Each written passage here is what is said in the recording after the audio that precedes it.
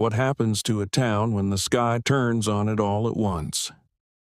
On the afternoon of January 12th, 1887, the sky over Ferris Bend, Wyoming Territory, hung flat and gray as slate. Then, in the space of a single breath, the world became a howling wall of white. The temperature fell nearly 40 degrees in half an hour. But Wesley Hart was ready. He was checking the lashings on his woodshed when the wind's low groan sharpened into a scream, and he simply walked his mare into the stone-mouthed shelter he had cut into the bluff, dropped the bar across the heavy door, and went to stand beside his wife by their small stove. Outside, the storm clawed at the mountain like something starving. Inside the thick sandstone of the bluff itself, there was only a deep and steady calm, the air holding at a constant 50 degrees, the temperature of the earth that never changes. How did one man see it coming when no one else did? And why was he the only soul in that whole valley who was ready? 7 months earlier, in the dry heat of June, Wesley Hart stood in the land office at Ferris Bend and set his finger not on the good bottomland every settler wanted, but on a worthless-looking bluff 2 miles north of town. Mayor Alcott looked at him over the top of his spectacles. "There's nothing up there but rock and a hole in the hillside," he said. "You can't plow it. You can barely run a goat on it." Wesley met his eyes, calm and unhurried. "That hole is the reason I want it." The mayor let out a slow breath. "You mean to live in a cave, Mr. Hart? It's 1886. We've got sawn lumber and glass windows in this town. We are past living in the ground." Wesley didn't so much as blink. "I mean to build the proper house, Mayor, with glass windows. It'll just happen to stand inside the rock." Beside him, his wife Miriam gave a single quiet nod, and the mayor stared at them both like they'd lost their wits before stamping the papers with a thud that sounded, to him, like the end of a fool's savings. But what the town called madness was, to Wesley, nothing but plain arithmetic. He had spent 8 years running survey lines for the railroad, blasting cuts through hillsides, and he had felt with his own hands how rock stayed cool through the worst July and held a stubborn warmth deep into January. He had wintered once with a Shoshone packer who taught him to read how wind pours around a hill the way water pours around a stone. The earth, he understood, was a great slow battery. It soaked up heat and gave it back, and no wall of timber or sod could ever match it. On their first night, camped at the bluff, he crouched and drew it in the dirt for Miriam. The cave mouth faced south, he showed her, so the low winter sun would reach inside while the high summer sun sailed clean over the top. They would build the cabin a good 6 paces back from the opening, leaving a deep stone porch as a buffer so the wind would never once touch their walls. Miriam listened, and then she added what she knew. Her father had been a stonemason, and she had grown up with a plumb bob in her hand. "The floor has to come up off the rock," she said, "onto stone piers, or the damp will wick into the timbers and rot them in 5 years." She was right, and Wesley knew it, and that was how the work went between them from the start. 2 people, 2 sets of hands, 1 plan. The rock would be their insulation, a constant thing. Outside, it might hit 95 in August and drop to 40 below in January, and inside the bluff it would sit at 50, always 50. "We'll heat 1 small room a few degrees warmer," Miriam said, "and burn a quarter of the wood this town burns." It was never only a shelter to them. It was a system built to work with the country instead of against it. Word of it spread through Ferris Bend fast, and it soured just as fast from curiosity into open mockery. Ansel Booth, the richest cattleman in the county, rode his silver-trimmed saddle out to the bluff and looked down at the Harts scraping loose stone from the cave floor.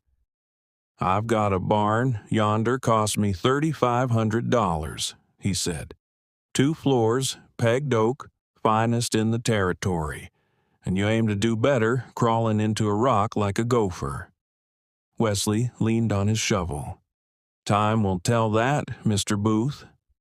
The name stuck before Booth's horse was out of sight. Around town, Wesley became the Gopher, and the place became Hart's Hole. Even Judd Kettleman, the town's most respected builder, rode out to shake his head at the foundation posts set straight onto bedrock. "A house needs to settle," he said. "There's no give in solid stone, and venting a stovepipe up through a crack in the rock, that's a chimney fire waiting on you." Wesley tried to explain how the wide natural flue would draw cleaner than any narrow brick chimney, but Kettleman only waved him off. Even Verity Pyle, the schoolteacher, used him as a lesson, telling her pupils that folks had climbed up out of caves for good reason, and that a man going back into one was a man turning his back on progress. A new saying took hold in the valley. To pull a heart meant to make a hard, roundabout mess of a thing when the plain and ordinary way was sitting right in front of you. If the small, unseen cleverness of how a thing is truly built is the sort of thing that grabs you the way it grabs us, take a second and subscribe now, because what these two built was about to be tested harder than anyone in that valley could imagine. The building took them the whole of the summer and into the fall. 4 months of hard, sun-blistered labor, the two of them and their mare hauling ponderosa logs from a stand 9 miles off. Wesley cut every mortise and tenon with a surveyor's exactness, and Miriam planed the wall planks with her father's tools. The cabin stood 6 paces wide and 9 deep, framed inside the cave's mouth, and its walls were Wesley's own quiet invention, 2 layers of plank with a hand's-width gap between them, and that gap packed tight with sheared wool bought cheap off a sheepman down the creek. That wool held the warmth better than any solid timber wall in the county, though the word for what it did wouldn't be coined for another 70 years. The door was oak 3 inches thick.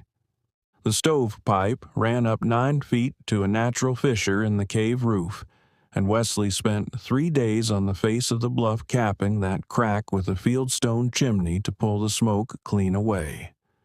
Off to one side, still inside the rock, he built stalls for the mare and the milk cow and dug a root cellar back into a softer vein where the cold held at a steady, useful chill. The whole of it, land fee and all, cost them under $400. On Sundays, the townsfolk rode out to watch like it was a show, their faces caught somewhere between pity and amusement, and down at the saloon a betting pool ran on how few weeks it would take before the Harts gave it up and built a decent house. The two of them bore all of it with a quiet steadiness. "Let them watch," Wesley would say by the fire at night, the cool rock breathing gently around them against the summer heat. "They'll understand when the time comes." And Miriam would rest her hand on his and answer that being called a fool was a cheap price to pay for still being alive come spring.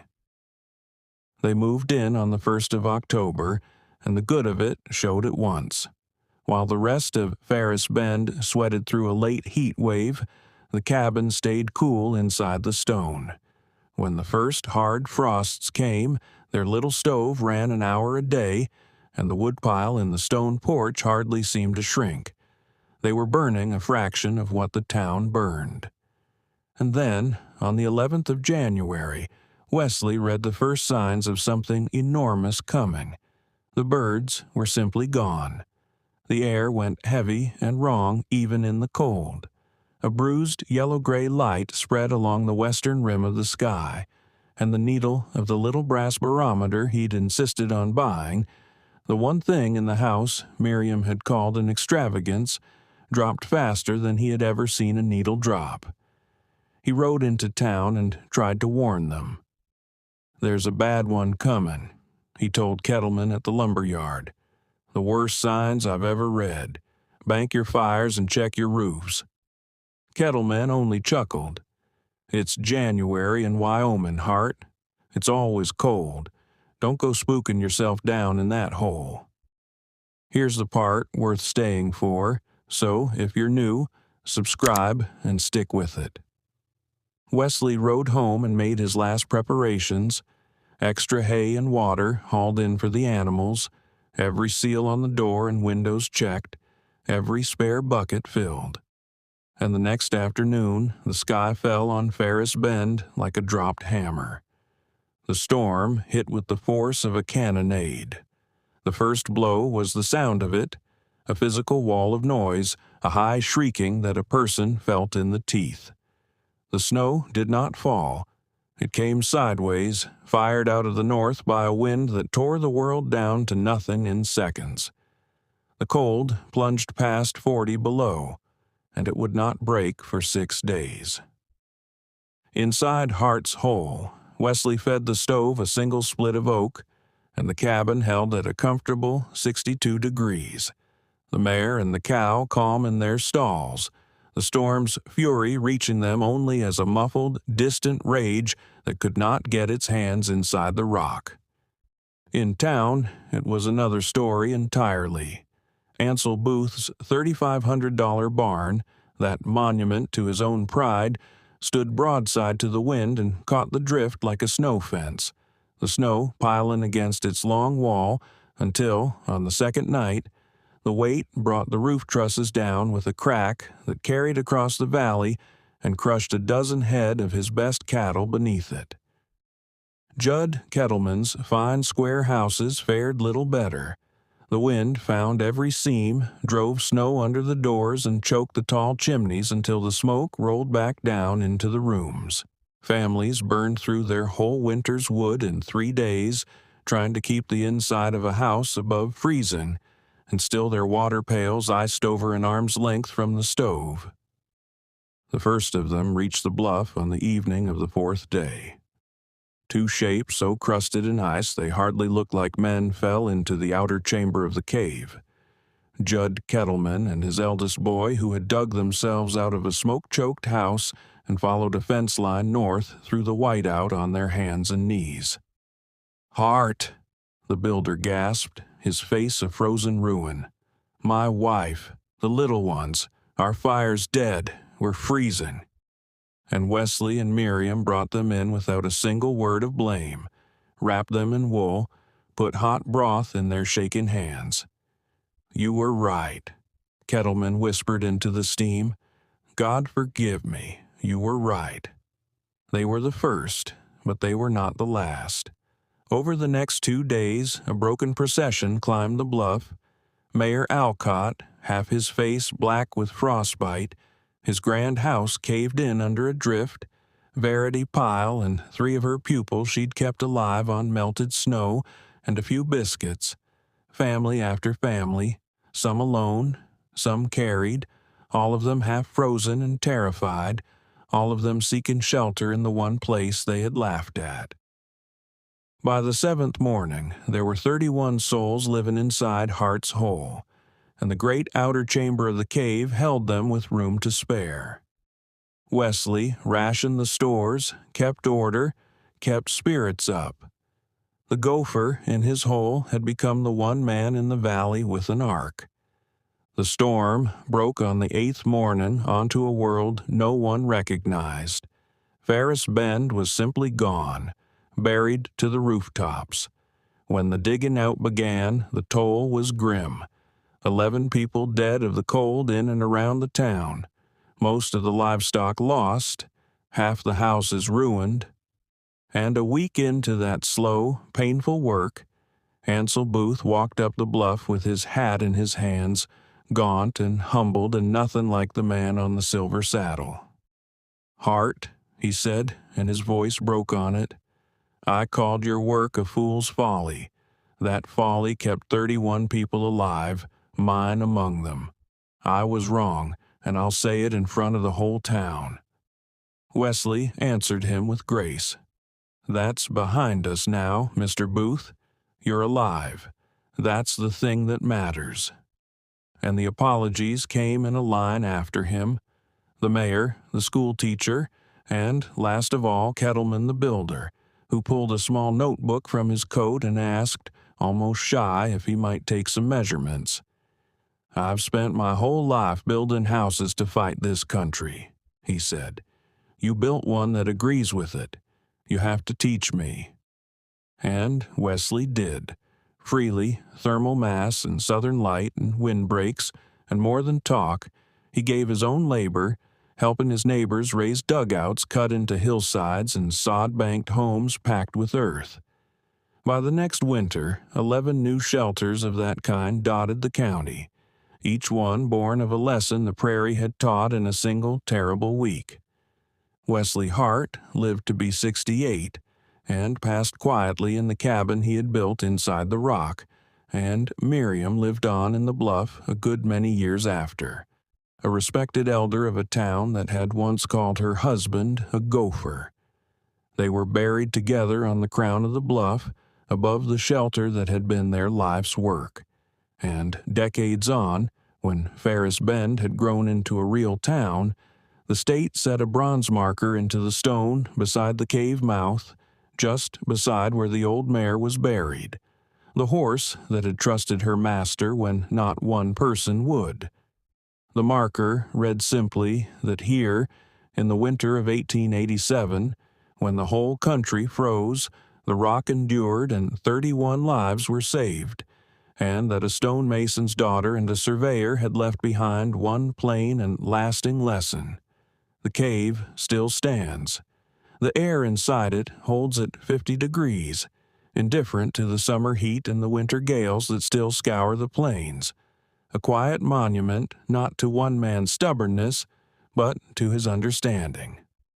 Because the world can turn into a screaming wall of white in a single afternoon, and when it does, it proves one thing every time.